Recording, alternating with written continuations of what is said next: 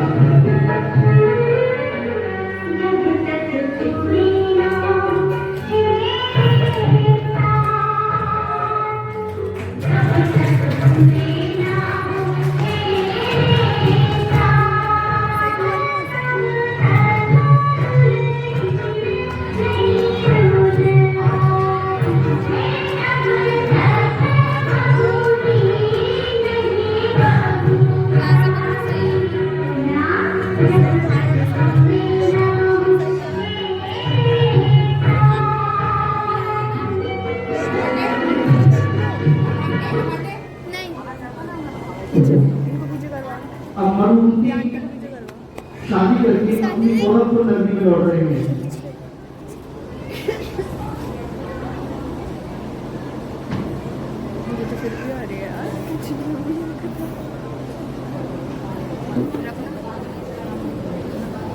भैया, बड़े भैया, देखो जैसा आपने कहा मैंने वैसा कर लिया भैया। मैं विवाह करके लौट आया भैया, लौट आया।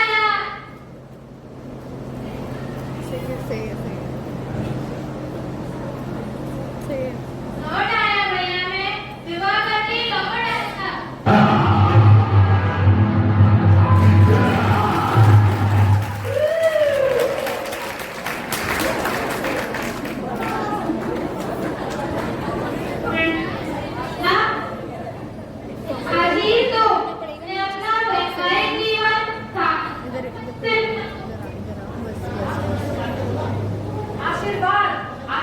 देता हूँ मरुभूमि, आशीर्वाद। तेरे बड़े भाई कमट के होते हुए कोई परेशानी तुझे छू नहीं सकती मरुभूमि। फिर भी यदि तुझे कोई संकोच हो तो मुझसे कहना रहे। यहाँ का राजा अरविंद, जब भी उसे कोई भय खाता है तो वो मेरे पास आता है रे, मेरे पास। मरुभूमि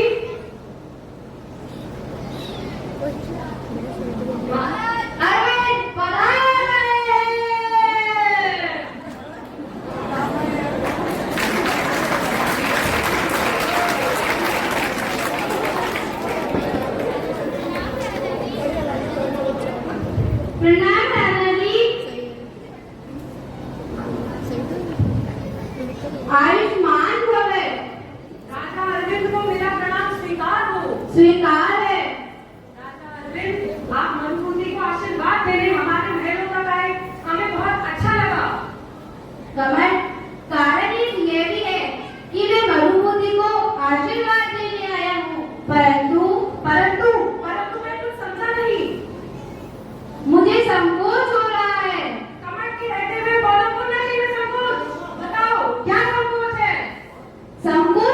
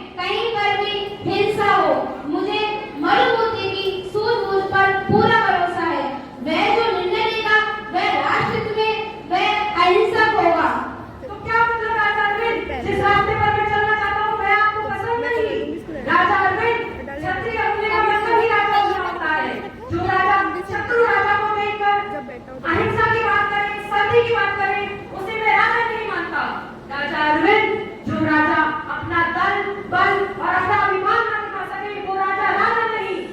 राजा क्यों नहीं हो सकता? क्या एक बेटा अपने घर का राजा नहीं होता? क्या वे युद्ध करता है? नहीं करता। उसी प्रकार एक राजा अपनी प्रजा को संतान मानकर उसका पालन पोषण करे, उसकी भलाई के बारे में सोचे। बस क्यों नहीं हो सकता राजा? तो कुल मिलाकर बात यह है कि आपको मजबूती चाहिए। इच्छा तो मेरी भी नहीं है उसे भेजने की। फिर भी एक बात पूछ लेता हूँ, मजबूती देश को तुम्हारी आवश्यकता है, क्या तुम जा सकते हो?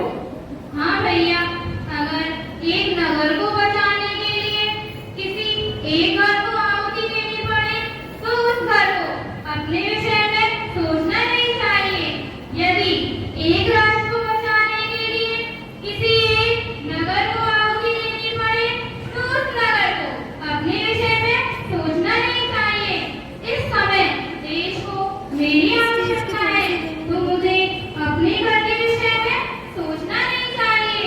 मुझे आगे बढ़कर उसे स्वीकार कर लेना चाहिए। तो तुम क्या कहना चाहते हो? मैं तो बस इतना ही कहना चाहता हूँ कि मेरे देश की चंदन है माटी मेरे देश की, चंदन है माटी मेरे देश की, चंदन है माटी मेरे देश की। इस मिट्टी में जन्म लिया है, इसमें है मिल जाना, हाँ इसमें है मिल जाना। मरुभूति चलो।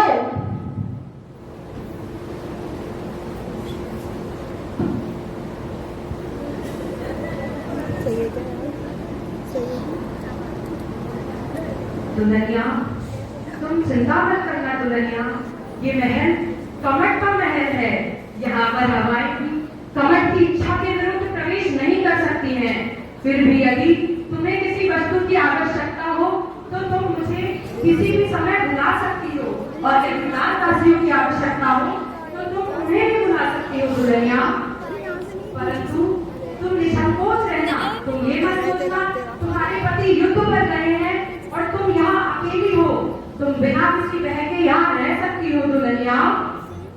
ठीक है बेटे, आपने मुझे इतना मान दिया, सम्मान दिया। अभी तक मैं बस यही सोच रही थी कि मैं अपना घर छोड़कर इस घर में आई हूँ। पता नहीं ये घर मेरा अपना है भी या नहीं, परंतु आपकी इन बातों ने मेरे मन में जो संकोच था वो दूर कर दिया है। अब ये घर मुझे अपना सा लगता है और आप भी मुझे मेरे पिता समान लगते हैं। दुल्हनिया, तुम चिंता मत करना, तुम्हें तुम्हारे घर से भी अधिक सुख और भोग की सामग्री यहाँ प्राप्त होगी। ठीक है जेठ जी। बाबुल, अभी तेरा आंगन छोड़कर आई ही थी, ये सोचकर कि ये आंगन अब मेरा होगा। क्या जीवन है स्त्री का? जब जन्म लेती है तो पिता के सहारे, जब विवाह होता है तो पति के सहारे, और जब बुजुर्ग होती है तो पुत्र के सहारे। क्या यही जीवन है? परंतु वास्तव में यही जीवन है। स्त्री का जीवन मर्यादा का जीवन है, और जब जब स्त्री मर्यादा को तोड़ती है तब तब उसका जीवन भंग हो जाता है। यदि स्त्री मर्यादा में नहीं रहेगी तो इस संसार में इतनी विषमताएं आ जाएंगी, इतनी विषमताएं आ जाएंगी कि शायद उनका निवारण ढूंढना भी मुश्किल है। मगर मैं क्या करूं? जो समय मेरे पति को मुझे देना चाहिए वो समय उन्हें इस राजपाट को देना पड़ रहा है। अभी आए हुए मुझे कुछ समय ही हुआ है, यहाँ मैं किसी को जानती भी नहीं। ये रात मुझसे यहाँ सोकर नहीं गुजारी जाएगी, लगता ही नहीं मेरी आंखों में निद्रा है। ऐसा क्यों लग रहा है? क्यों मुझे कुछ अनुभूति का आभास हो रहा है। यदि इन्हें युद्ध में जाना ही था तो मुझे मेरे पिता के घर छोड़ा दे। ऐसा क्यों लग रहा है? सब कुछ पराया सा लग रहा है। ये आंगन ये आंगन भी मेरा नहीं है, ये दीवारें भी मेरी नहीं है। हे प्रभु, मेरे पति की रक्षा करना, मेरे पति की रक्षा करना प्रभु, मेरे पति की। कौन है?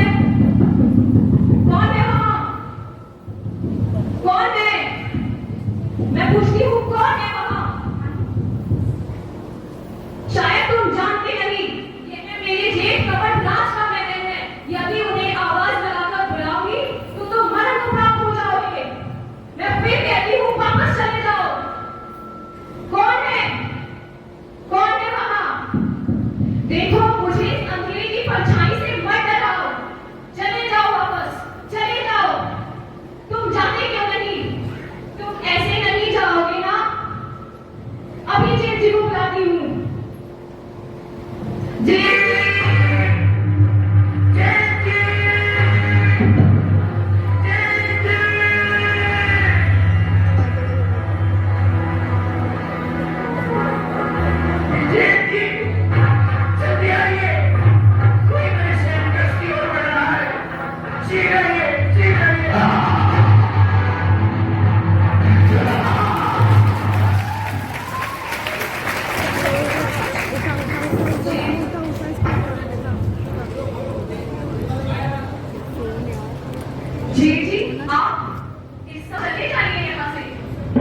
जाने के लिए नहीं आया हूँ दुल्हनिया।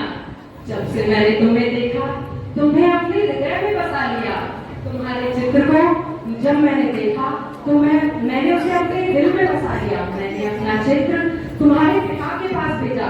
उन्होंने मेरे चित्र के साथ मेरे छोटे भाई के चित्र को भी मंगा लिया। हम दोनों भाइयों में तुम्हारे पिता ने मेरे भाई को पसंद किया। वो बेचारा भोला भाला मेरी बातों में आ गया, क्योंकि कमट को जब कोई वस्तु सीधे हाथ से प्राप्त नहीं होती तो वो उसे हाथ घुमाकर प्राप्त कर लेता है। तुम मरुभूमि की नहीं, मेरी दुल्हनिया हो। आओ आओ दुल्हनिया, आओ आओ।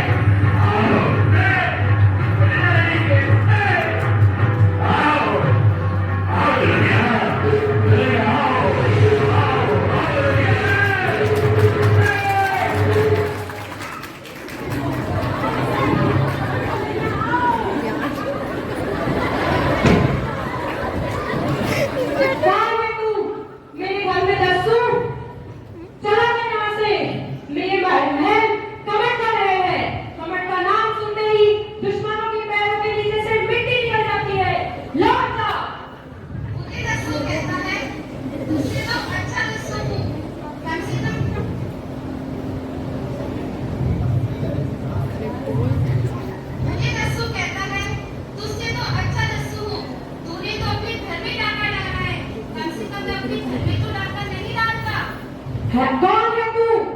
देखना चाहता है? ये देख। राजा अरविंद।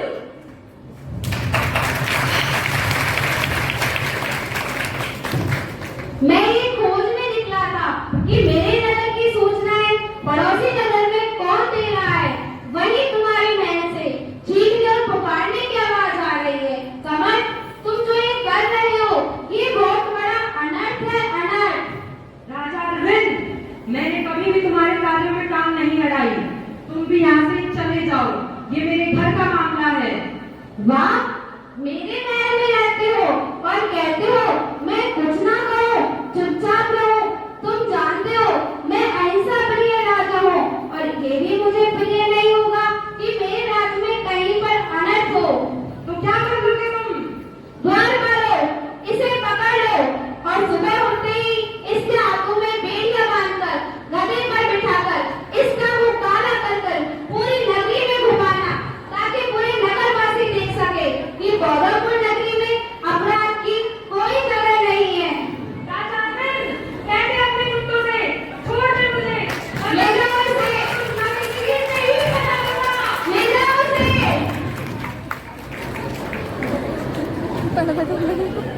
राजा जी, जब तक मेरे पति नहीं आते तब तक मुझे मेरे पिता के घर छोड़ दीजिए। क्या कह रही हो बेटी? अभी अभी तुम्हारा विवाह हुआ है और अभी ऐसे ही बिना पति के अपने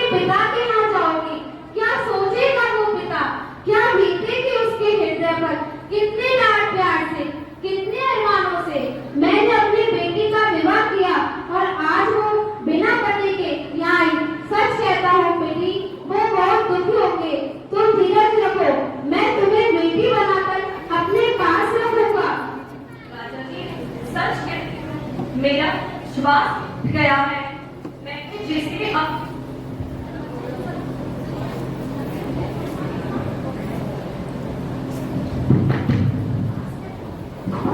मैंने जिसे अपने मुख से पिता कहा, उन्होंने मुझे अपनी बेटी नहीं माना। मैं कैसे विश्वास करूं कि आप मुझे अपनी बेटी बनाकर ले जा रहे हैं, तो मैं आपके पास सुरक्षित रहूंगी। क्या कह रही हो बेटी? एक बार मेरी आंखों की तरफ देखो। मैंने जो तुमसे मांगा है वो तुम्हारे लिए नहीं, अपने लिए नहीं, तुम्हारे पिता के लिए मांगा है। मैंने जो तुमसे मांगा है वो तुम्हारे पिता के लिए मांगा है। अभी अभी तुम्हारे पिता ने तुम्हारा विवाह कितने लाड प्यार के साथ किया, और अभी ये सारी बातें वहाँ जाकर उनको पता लगेगी तो वो बहुत दुखी होंगे। तुम धीरज रखो बेटी।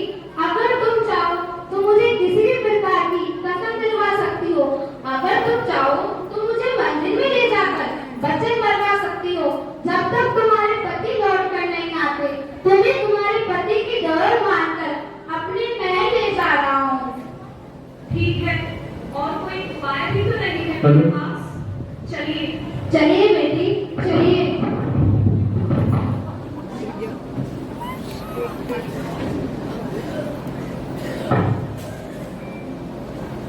नीचे नीचे नीचे रुक के नीचे रुक के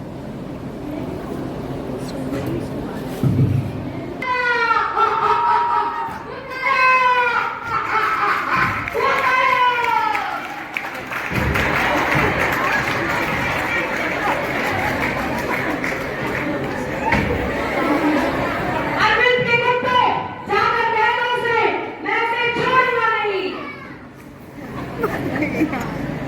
सेनाएं तो मुझसे अब दूर हो गई। अब मेरे पास केवल एक ही उपाय बचा है। मुझे तंत्र मंत्र और विद्या से अपनी शक्तियों को और अधिक कर लेना चाहिए। प्रारंभ करता हूँ।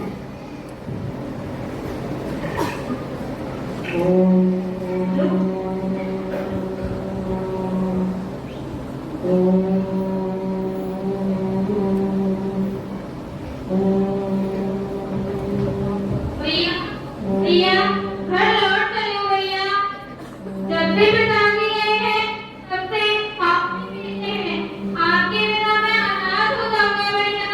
भैया घर लौट चले हो भैया। जो कुछ हुआ है उसे भूल जाइए भैया। घर लौट चलिए भैया, घर लौट चलिए।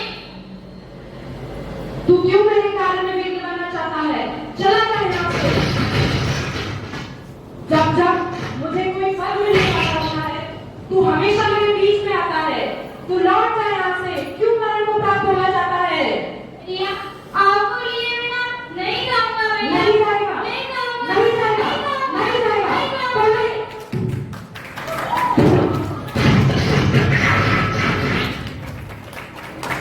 ये लोग मुझे काम तब भी नहीं करने देंगे। जा रहा हूँ मैं पौधापुर नगरी छोड़कर घोर भयावह जंगल में। मैं वहां जाकर इतना तप करूंगा, इतनी शक्ति अर्जित करूंगा, तब लौटूंगा इस पौधापुर नगरी में।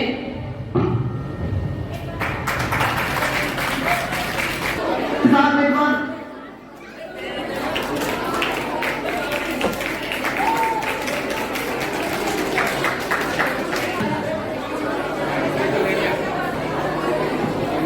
महाराज बधाई हो। क्या बात है, आज आपके चेहरे पर अत्यधिक प्रसन्नता क्यों झलक रही है?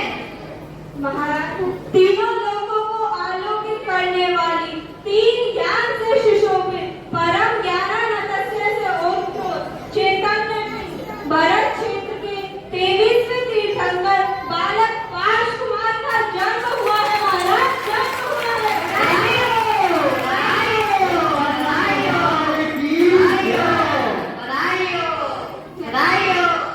चलिए अब हम भी महारानी को बधाई देने चलते हैं।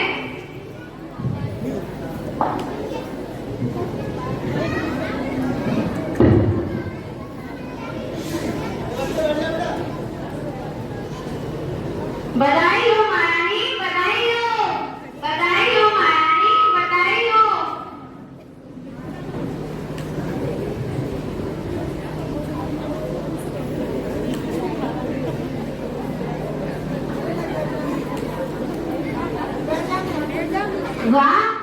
कितने सुंदर पुत्र को जन्म दिया है।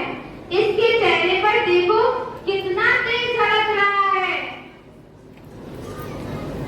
वाह, कितना सुंदर पुत्र है। पुत्र प्राप्ति की खुशी में मौज का प्रारंभ किया जाए।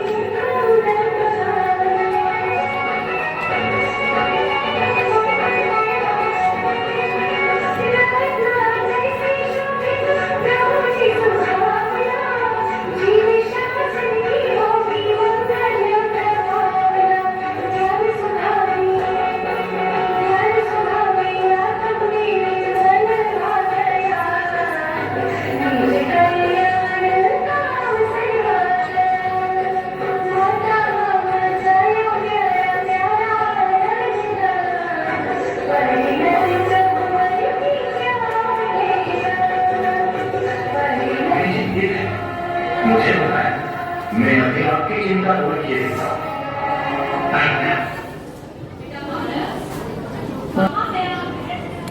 जो बड़ा हो रहा है, जो फिक्र हो रही है कि कोई अच्छी सी कन्या इसके लिए मिल जाए। बस मेरी आवाज देने से पहले ही समझ जाए कि उसकी सास को क्या चाहिए और क्या नहीं। हे प्रभु, मेरे बेटे को ऐसी दुल्हन देना, जिसके सामने ये सारा संसार देखे कि इस जोड़ी के अलावा और कोई जोड़ी है नहीं। पारस, पारस, बेटा पारस कहाँ है? पारस, नहीं हो पारस, पारस कहाँ गया? पारस, पारस, बच्चों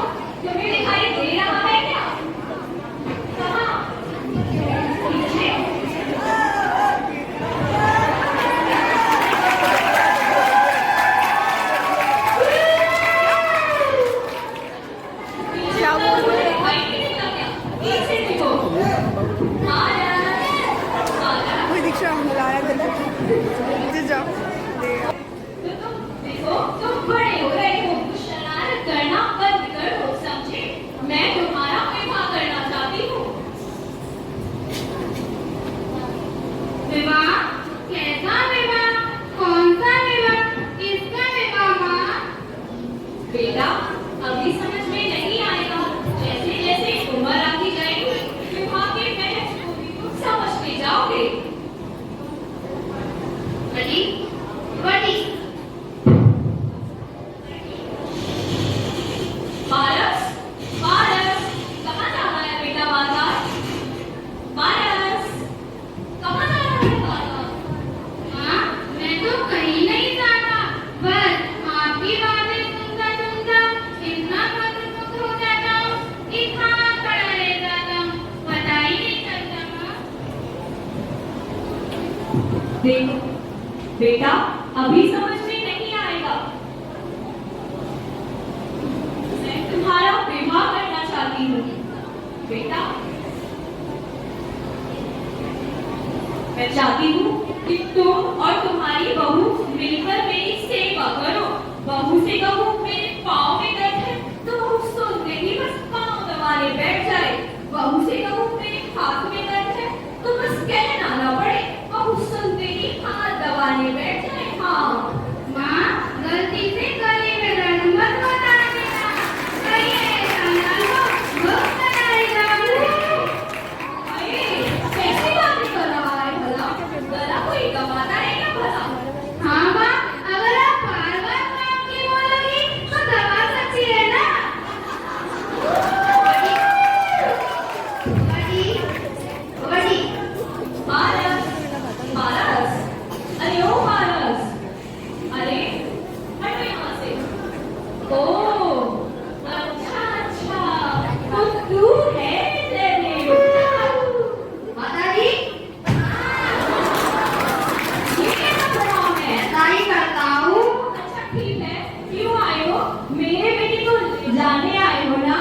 नहीं जाने दोगी, निकलो यहाँ से। नहीं नहीं, हम तो आपको प्रणाम करने आए हैं। कितनी बार प्रणाम करेगा? पहले बताया था, अब आगे बताया। अच्छा बस हो गया। हाँ हो गया माता जी, आपको बार-बार प्रणाम। तो जाओ भी, ऐसे नहीं जाएंगे, तो फिर बुआ जी को लेकर जाएंगे। नहीं नहीं जाएगा वो। तुम सवेरे सूरज उगने से पहले जाते हो, शाम को सूरज ढलने के बाद वापस आते हो। माता जी, ये गलती हमारी नहीं है, ये तो सूरज चालू करना करते हैं। कई बार उनको कहा हमारा खेल पूरा हो जाए तब फिरना, परंतु हमेशा गड़बड़ करते हैं। अच्छा ठीक है, जो भी खेलना है यही खेलो, जंगल तक नहीं जाने दूंगी। कैसी बातें कर रही हो माता जी, ये आना छोटा है।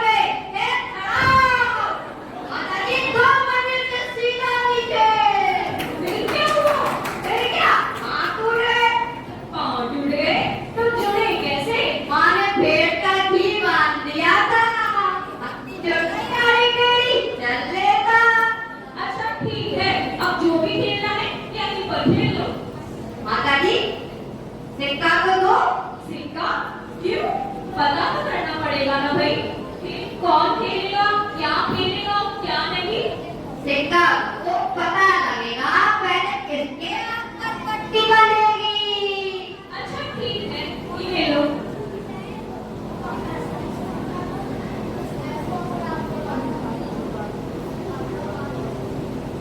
गोवर्ती क्या